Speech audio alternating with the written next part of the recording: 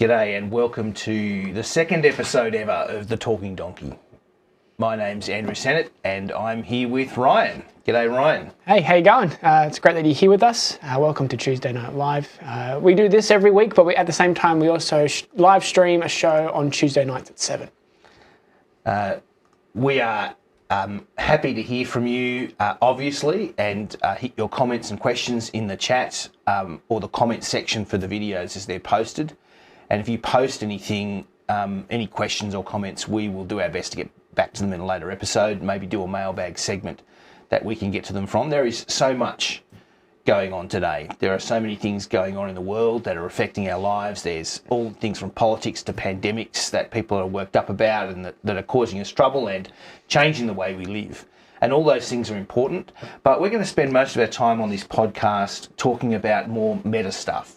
Rather than the details. You know, why is it that we are the way we are and that we do the things that we do? Is there a better way of seeing ourselves and a better way of doing life? That kind of stuff, that kind of thing. And today our topic is about, well, what is it about? Freedom and anxiety. I think our title for our podcast today is The Slavery of Freedom, which is, we thought was provocative enough for you. What do you reckon, Ryan? Yeah, I think it gets straight to the point. Gets to the point a bit? Yeah. I think this comes from a bit of a conversation we've been having about the idea of freedom and of choice and those sort of things, and perhaps the promise of the modern world. I mean, look at us. We're sitting here at a desk and we are projecting ourselves out onto the interweb around the world or anywhere that people would like to pick it up. We have so much. We have so much wealth. We have so much stuff. We have health. We have so many things. That's the promise of the modern world that we got. You know, that promise was if we work hard, if we do this, we'll get a better life and life will be good and better. And there are lots of ways it is. But at the same time, it seems to me that it also isn't better. We are more anxious than ever. There are more people who seem to be more depressed than ever. Why is that? Yeah, so we live longer, we have more things, and yet we're anxious, we're depressed, we're lost in the world, and so many people today feel lost in the world, and that might be you as well. You might feel a bit lost in the world. Why is it that we feel lost? Yeah, and the thing that we want to talk about today is one of those reasons, or the reason we think is because we have been given too much freedom, or we think we have been given the wrong kind of freedom. What do you want to explain? Freedom's the problem. Yeah. Freedom's the problem. Yes, that's our contention. Our contention is that freedom is the issue in our world today. That if we were if we were less free, I don't know, but to some degree, freedom is contributing to these issues with us of anxiety and loneliness and despair. And so what do we do about that? So we want to tell you why we think that is. We want to talk about what kind of answers we've tried to come up with to deal with this problem that comes from freedom, and why it is that those answers don't seem to work, why it seems that anxiety and depression are still growing in the world today, despite that. And so we're going to talk about all those things in today's episode. But perhaps we should kind of outline what we mean by freedom. What is it? Why is freedom the problem? And I want to talk about Weet-Bix. I think Weet-Bix actually helps to explain why it is that we've got this problem with freedom. Because when I was a kid, we just had Weet-Bix, right? You went to the shops and in the cereal aisle, right, there was just Weet-Bix, Sanitarium Weet-Bix, and you'd pick up a box, and all you had to choose was what size of box. Okay, we came from a big family, so we always got the mega box of Weet-Bix. And I guess if you were really kind of iffy, you could choose Vitabrix. Vitabrix? Yes, Vitabrix over Weet-Bix.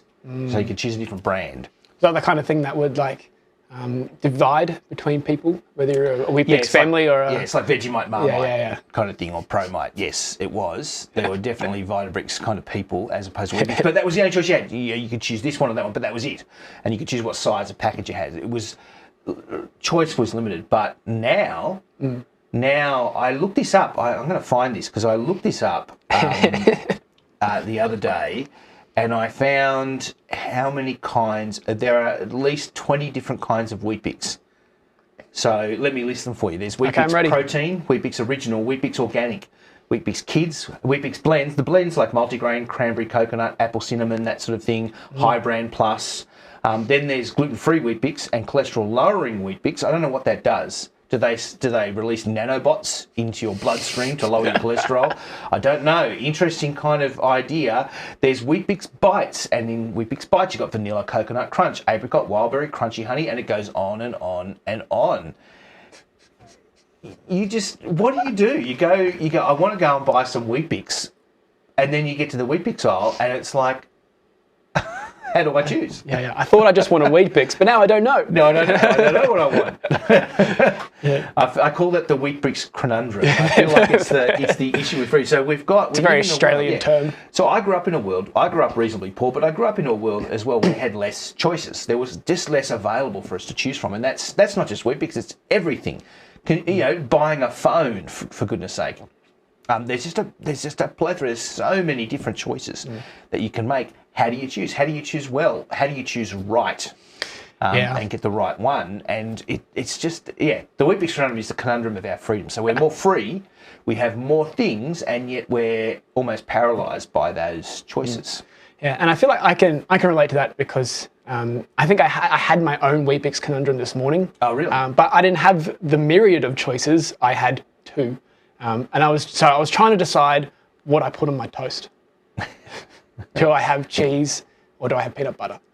And I wasn't that shook up about the decision. I chose cheese because I thought I hadn't had it for a while. But I did it. I made it, and I even melted the cheese, and I got it out. So grilled cheese. Yeah, grilled cheese. Because you don't grill your peanut butter, or do you? No, I don't grill my peanut butter. Never tried, to be honest. Right. But my problem was, I saw it, I took it out, and I went, "Oh no, I'm actually not feeling this." Really? Yeah. So you'd made the wrong choice. I made the wrong choice. Freedom, you'd exercise your freedom. In my freedom. You felt like that was a life fail. Yeah, that's right. Okay. And I think that's that kind of gets to the point of what we want to talk about and the problem that freedom actually gives. Because in terms of how we think about ourselves today, like the summary of my generation in 3 words is the motto, you do you. Right? We like to think of ourselves as, we can make the decisions for ourselves. We're independent, we are free, we are autonomous. But I think that comes with some problems, right? We're free to act. In fact, we're not told how to act. Yeah. And I think for a lot of people, that's a big issue because no one's really certain. It doesn't really matter if I chose cheese over peanut butter, my life still goes on. But if I get my life wrong, well, that's a problem. Who I am. Right. Yeah. And I think there is that kind of issue for us, isn't there? That there's a difference between a choice of Weet-Bix and a choice about life. I think one of the interesting things, though, is, we'll get to the anxiety, but I think they bleed in together in the end. And that's part of the problem that we have, I think, with our with the way we define ourselves. But yeah, you do you sounds fantastic, doesn't it? Yeah. I mean, you do you sounds unreal. I love you do you. I love me do me. Yeah. And because I'm an independent-minded person, I'm a rule breaker by personality type, and so that idea that I'm free to do whatever I want to do, and I can make my choices, I just love that. Some people don't, but I do. I love it. I love the idea of breaking constraints rather than living by them. So yeah. So there is that, definitely. But then, what do I do when it's me? I'm free to choose about. How do I actually get the best me? Not just kind of the best choice for Weet-Bix or that sort of thing, but the best version of me. What is the best version of me? And how do you figure that? I don't know. How do you figure that out? How do you choose? Yeah. How do you define yourself and define who the you is, who does you, in a sense? Because that's all the fairy tales that we've kind of read growing up as kids is that the classic trope of you have a destiny, and no matter what you do, you're going to find your destiny. But Moana. But we've kind of as a society at least run away from that idea, or at least abandoned it. Yeah. Where the destiny, our purpose in life is whatever we choose it to be. Yeah, so we like the idea of destiny in movies, but yeah, we don't like it for us personally. For us personally, we want to be able to do what we want to do. You decide your own destiny. There's no destiny, there's no purpose, there's no constraints from outside. There's just you and what you decide to be. And I'm the opposite to you. I'm a guy that likes being told what to do. I'm a bit of a sheep. And so that idea freaks me out. You're part of the vast group of sheeple. Yeah, that's that makes right. up our society. Yeah. Just tell me where to go. No, it's okay. You guys make us guys look good. You make us look like, rebels. They're the heroes. Yeah. Hero rebels. Yeah. But I think that's, from my perspective, I go, like, in terms of where I want to go with my life, how do I choose? Yeah. What if I get it wrong? Yeah, there is a big problem there, isn't there? Yeah. How do I stop myself from having a midlife crisis? Yeah, and it means that you're not picking from 20 versions of Weet-Bix. You're now picking from an infinite range of possibilities, or what might as well be infinite. It's such a large number. Like in defining yourself, it's not just left, right, binary choices. It's an infinite array of choices. And so you see that in the way what we've done with gender. It used to be, male, female. Now I think there's 58 or maybe 100 and counting different versions of that. And it just goes on and on and on and on. And it's all self-determinative. And that means there's an infinite array of choices, because it's not just that, it's everything else about me as well. And if I'm not determined, so we don't like that idea that we're determined. We don't like the idea that we have a purpose or a meaning from somewhere else. And so we want to choose all those things for ourselves. But what that means is I have an infinite number of choices to make, and therefore an infinite number of ways to muck it up. It up. It's not like Doctor Strange, is it? Yeah. When he looked, what was it, 14 million? Yeah, 14 million, something. Yeah. And he goes, and there's only one way to get it right. Yeah. Well, for us, there's an infinite amount of ways to stuff this up. I thought you were a DC guy. So I watched the movie. I watched the big ones. Okay. And that's okay. Yeah.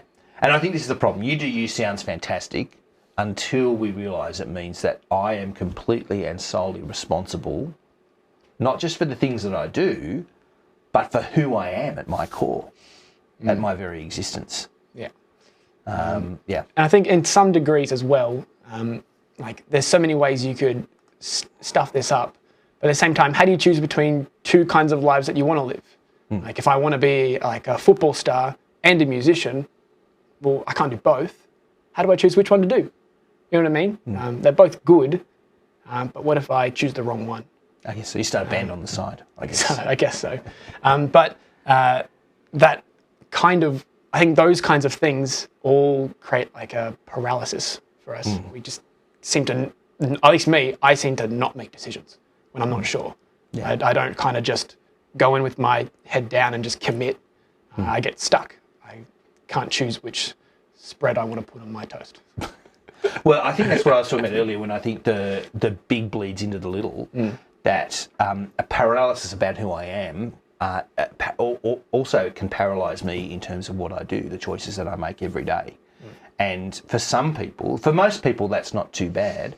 But for some people, that means I can't decide what socks to put on or what to put on my toast. And those things become nightmare-inducing scenarios. Really not for everyone. For most of us, we kind of navigate a way around this. We have this way of, I think,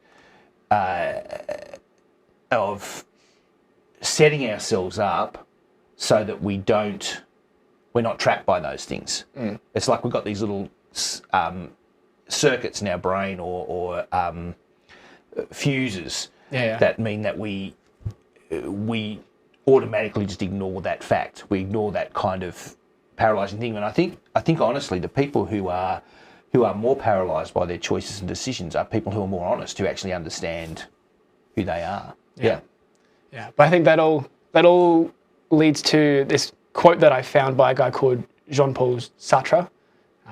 Or is it Sartre? You've got to be. It's Jean-Paul Sartre. Sartre. Yeah. Anyway, what he said, he was a big push. He pushed a lot on this idea of choosing who you are. But he said, we are condemned to be free. Oh, that's harsh, isn't it? Yeah.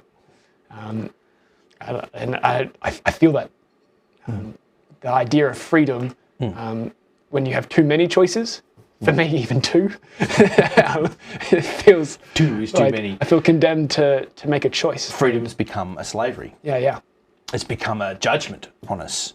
And it's interesting, isn't it, that we are at the same time the most tolerant and the most judgy generation in the history of the planet.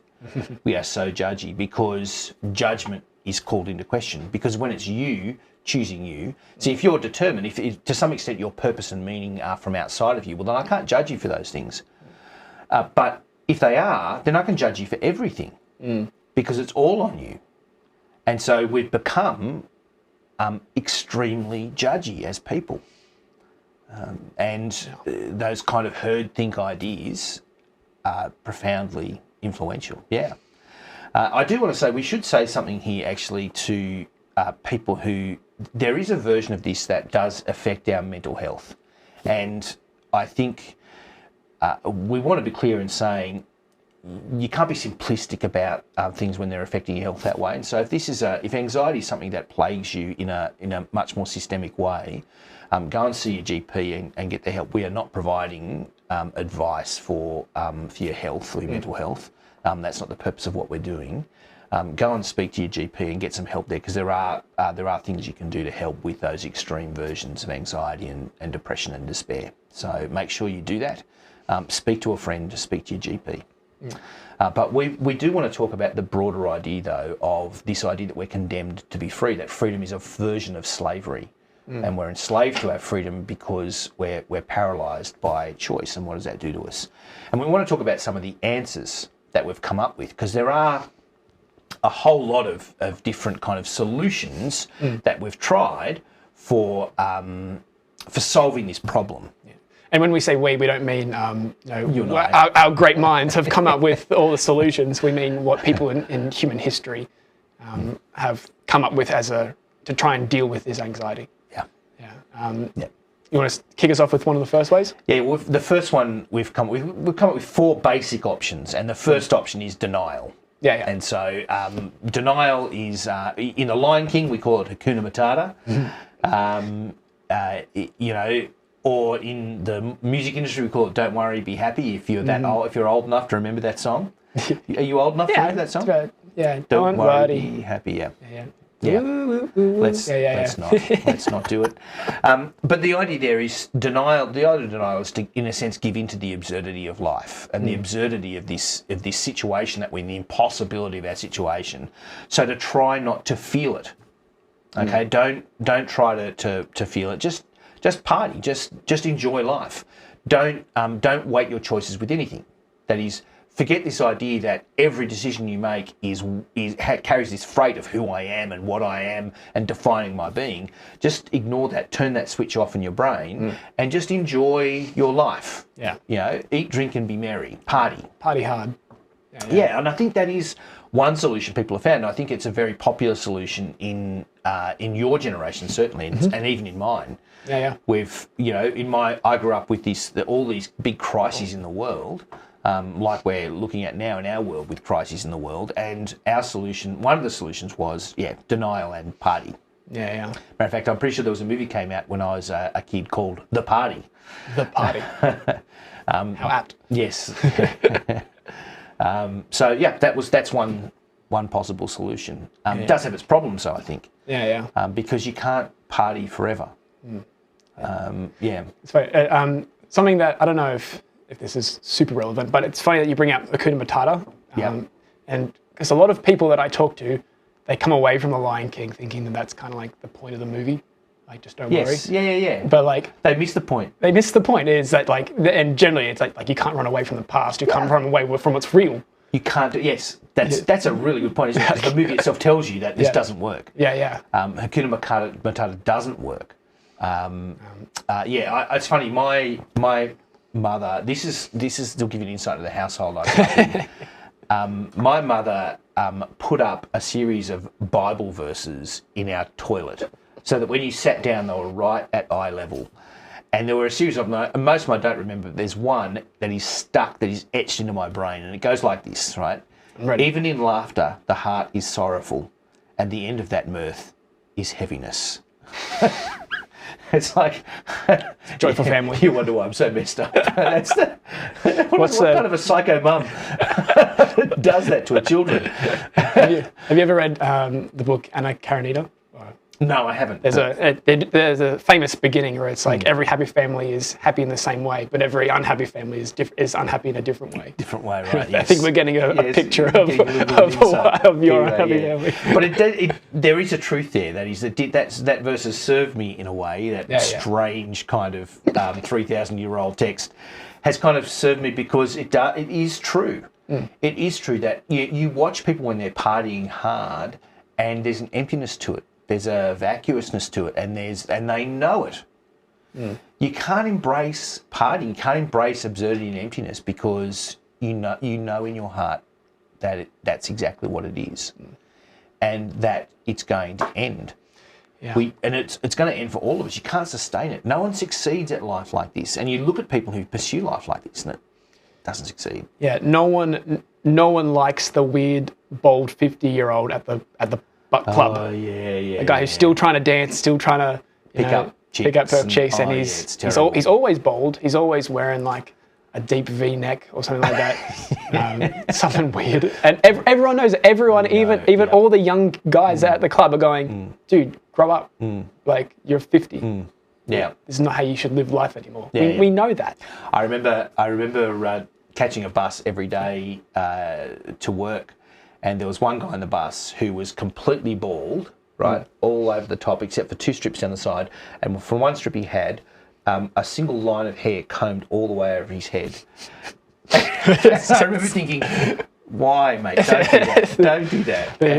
The comb over is such a great example of denial. Of denial, yes. And I distinctly remember the day that I saw him on the bus and it was gone. And I thought, wow, good on you. You did it. That's great, you did it. Fantastic. Did you shake his hand? I didn't. I felt like going up to him actually and shaking his hand going, well done. But I didn't. I thought that would be a bit embarrassing for both of us. Anyway, that's one option. One option is denial, and people do that. I don't think it works. The other option, though, is escape. That is beyond denial and into escape, and there are lots of ways to escape. Probably the main one in our society, in our culture, is drugs. You take drugs in order to escape from the weight of the absurdity and the emptiness and the hollowness, or just the weight of the slavery of freedom. And so, yeah. So, is that things like LSD or all the psychedelics? Yeah. And it's really interesting to me because I do watch vlogs and blogs on YouTube and that sort of thing. How many of these serious bloggers and vloggers talk about psychedelics and talk about trips and those sort of things, and in different ways? But certainly that aspect of escapism has been around since really the 1800s and the opium dens and those sort of things. We've experimented with drugs for a long time, and they say that goes back thousands of years. That there were, people were eating mushrooms and licking the wrong trees, licking weird rocks, weird rocks for thousands of years. But we've always escapism's always been an element of the human life, and it's about I think getting away from the weight. Yeah, my mind goes to like Woodstock and like those things in the 60s. Yeah. But that's not as far, but that's far away from me. Yeah. But again, it has a similar problem, right? That you can't run from this forever. Yeah, you can't deny the truth forever. Yeah, of course you can't. Eventually, like, you have to face reality. Yeah. You have to do what Simba did and go back. Do a Simba. Do a Simba. But yeah, that idea that you can't deny the truth forever, you can't say that what's real isn't real, and think that that's what life's about. Yeah. To me, at least, that's not. I can't live like that. No, I don't think you can. Well, no one has enough money for all the drugs. That's true. And so that drives us into awful decisions. And so you look at the effects of escape. And a little bit of escape seems to work a little bit for some people, but you can't. Then you're back into life, and so it doesn't actually avoid the problem. And if you take a lot of drugs, that leads to other terrible things, and we see what that does to people in their lives and the families and people around them, and it's just absolutely horrific. And so it's not really an answer. So there's our first two responses, and they're probably the two main ones. Denial and escapism are the two big things that we do. The third one is a lot more brutal, I think. Yeah, that idea of accepting the burden, actually going, okay, or thinking that this world's weird and meaningless, or whatever word you want to use, and going, well, I'm going to figure it out myself then. Yeah. This world's weird. I'm just going to kind of go, okay, that's that, but I'm me, and I'm different. Yeah. So I'm going to do something about that. And this is there's a whole movement of this in the mid 20th century, wasn't there? The existentialist kind of movement, where these people said that, yes, this is the reality of life, this is a heavy burden, and to be human is to pick up that burden and carry it, in a sense, to take responsibility for your choices, and the choices that weigh heavily. And so accept that there is no meaning or purpose outside, and therefore you have to actually make it. And that's where we get that idea of angst from. That word angst comes from this movement. These people who talk about existential angst, this kind of feeling of the weight of the emptiness and nothingness and the impossibility of defining yourself, and so, but going on heroically, the heroic journey. And it's I don't know if I can quite wrap my head around how revolutionary an idea that is. The idea that you're not something like, and then you just have to figure out what that is or act it out. You actually are a blank slate. Yeah. And you decide what you become. I don't know if is that. I feel like that's a pretty new idea in that 20th century. At least it's relatively radical, I feel. But that's big, and I can see that. To me, that makes I feel the pull, I guess, of that idea that I can actually be however I act. That's what I am. At least it's accepting the truth. I think probably the first two options is they want to run away. They're basically that childish response, the sticking your fingers in your ears and going, la, la, la, I'm not hearing you. Whereas at least this response is accepting what they see the truth as. They believe that the world is futile and empty, that there is no meaning to it. It's not infused with meaning, and our lives don't have meaning or moral purpose, and therefore this is accepting that. And so at least it's got that going for it. It's honest and has some integrity to it. However, it is also, has anybody ever truly made it work and lived it well? And the answer is no, as far as we can tell. A lot of these people lived tragic kind of lives, and lives of mostly despair. It didn't make life work for them. Their life didn't work in the way we basically want life to work. How does that make my life working, as a doctor or paramedic or a bricklayer or a whatever? How does it make my life work? And you can't see it. It doesn't work for those kind of people. They end up lost. Yeah. And we end right back up with our original problem. Yeah, the burden. We have too much freedom. Yeah. We can't figure it out for ourselves. Yeah. And of course, then you end up in the next thing, don't you? The intolerable burden leads to the fourth response that we've got, which is nihilism.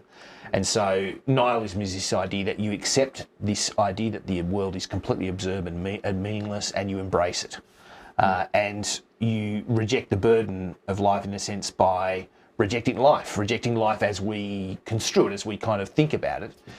But then you either have to do one of two things. You either have to find some kind of meaning or purpose that understands that lives with that. So, the famous nihilist Friedrich Nietzsche talked about the will to power. That idea that power is at the centre of everything. It's not love. It's not, relationships or those sorts of things. It's power that's at the heart of things. And by understanding that, you'll understand what the brute fact of human existence. And so it's either that kind of thing, or for many people, nihilism ends in the total despair of the ending of life, which is the awful result we see for many people. And we see that as a growing issue in our community. Well, that people despair of life and so end their lives. And I don't think it's a mistake that it's now that suicide is really increasing as a phenomenon in our world, alongside of our growing prosperity, but also the change in the way we're thinking about ourselves. So, people in the ancient world didn't think of killing themselves on the whole. Or if they did, it was much rarer, and it was for issues to do with honour and their family. It was other issues that drove them to it. Whereas this idea of emptiness and meaninglessness and despair, this nihilism, the life-denying thing, this is a very modern thing. There is, I don't see anything in my life. I don't see any future. I have no hope. There is no purpose. And what's really interesting is that this has sprung up and this has grown in a world that's so rich and so healthy, so well off. Has everything. And has everything, so many choices.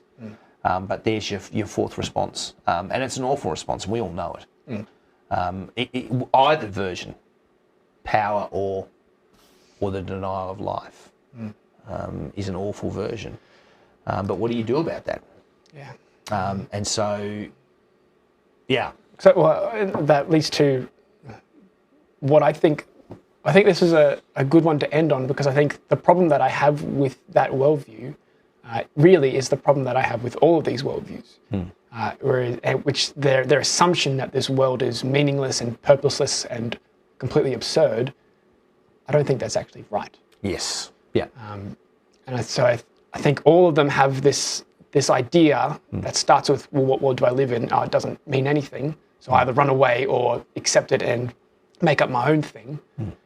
Whereas I don't think that assumption's true. Yeah. I think we have a purpose. Yeah. Just because life can appear meaningless and random at times and futile at times doesn't mean it is meaningless, random and futile.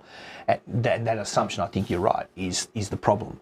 And so the problem is not necessarily the responses, it's the idea that's led to those responses. Yeah.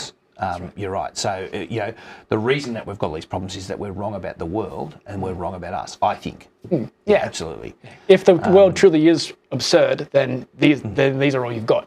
Yeah. But we don't think that the world is absurd. No.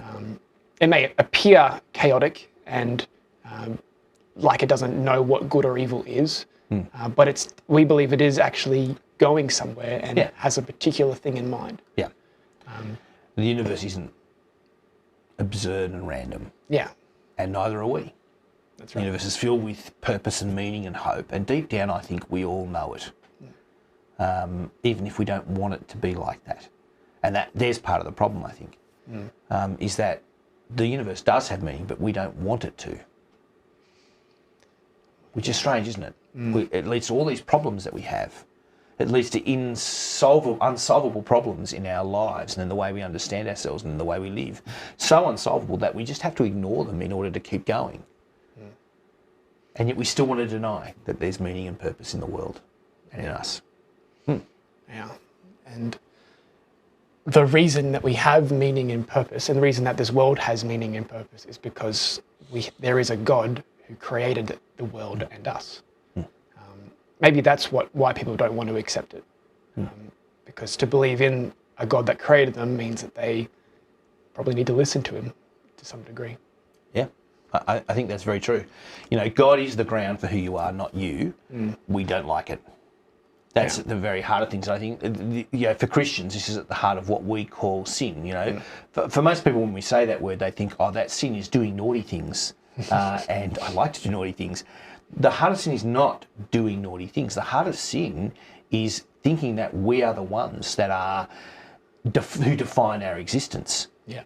The heart of the Christian idea of sin is a denial of God, and of God as the one who gives the world, the universe, and ourselves meaning and purpose. And because of that, we end up in this slavery of freedom, a version of freedom that torments us with infinite choice and limitless anxiety and despair and worry, etc., etc., etc. Yeah. And you can see how much that we as humans don't seem to like that, because we're willing to just stay in this pit of despair instead of acknowledging that God exists. Yeah, it is incredible, isn't it? And I get it because I'm like that as well. I think about the way I am in my relationships and things, and the problems I have in relationships, and how stubborn I am at not wanting to address myself and who I am in that. Yeah. I'm almost willing to let things just go and get worse because it's too hard to to confront me. Yeah. I'm always ready to blame other people before myself. That's for sure. Yeah, absolutely. Yeah, and blame the system. Yeah. Even though there is no such thing as a system anymore because we've denied that. No meaning and purpose, remember? Let's not go there. Let's not go there. But that's the thing, right? Like, as for me on a personal level, to be Christian and to therefore accept that God's real and has made me, and to accept that brings its own sense of freedom, and a freedom that doesn't fill me with dread and anxiety. It's a freedom that the knowledge that God's created me and created me with a purpose and has told me what that purpose is, means that I can now know that's true and then just live life and trying to fulfill that. And I find that incredibly freeing. Yeah, I think it is. Yeah. To accept that God made you, that He defines who you are, what you are. In a sense, He tells you how to do you. That He gives the moral shape to the universe and to your life. I think, it's profoundly freeing. And this is an interesting thing, actually. I have a mate who's a jazz musician, and he talks about this idea of freedom in the groove, if you like. And the idea is that we look at jazz and we think jazz is like random music. But it's not random music. It's got a melody line. You're a musician, I'm not, but it's got a melody line. It's got structure, and but what they're free. They're free to go off into the stratosphere as long as they stick with this melody line as their base. That's what gives them the freedom to explore and to go places. And in a sense, the Christian view of the world is very much like jazz. That we have immense freedom to live, and it gives us freedom and joy to make choices about things because we're bedded down. We know who we are in the world. And God's given us that moral shape. He's given us the melody line, if you like. And so we need to stick with the melody line, but then we're free. We're free to live and to explore and to do and to be different and rejoice in that. And in that sense, we can't get it wrong. Well, yes, if you stick with this, you can't get it wrong, can you? Yes. We can talk another day about how we muck it up, I guess. But we muck it up in other ways. But if we stick to that key principle or that idea, then we can't get it wrong. Yeah, can't mess it up. And this is the thing, I often hear atheists argue that religion is a form of escape from the realities of life, right? The real thing is the material universe. It is meaningless, it doesn't care about you, and it's just going on and you're nothing, and you just got to accept that. And that Christian people are escaping from that. Religious people are escaping from that somehow by their faith. But I don't think so. I think actually it's the opposite way around. For me, certainly the process of becoming a Christian was actually facing up to life and the realities of life, not denying them. And this is the thing, I do not think we can look at the world and life and say it is the universe is without meaning or purpose or hope. And I don't think we can look at ourselves as human beings in this vast universe and say we are nothing but motes and specks. I don't think we believe that deep down. Well, you see how the atheists that say that, you see how they live their life. They live their life as if there is... As if I'm right. Yeah. And I think this is the thing often with having these arguments is that I feel like people are living in a sense as if I'm right, but arguing that I'm wrong. Well, there it is. We're at the end of our discussion. I feel like we've kind of discussed enough probably for a day. This is our idea about freedom and what freedom does to us, why we think about freedom the way we do, and how it impacts us, and why we think our understanding of freedom is different, and the Christian understanding of freedom is different. If you have comments or questions, please add them in, and we'll get back to them. But for now, I think we are done, and so we'll see you next episode of The Talking Donkey. See you later. See ya.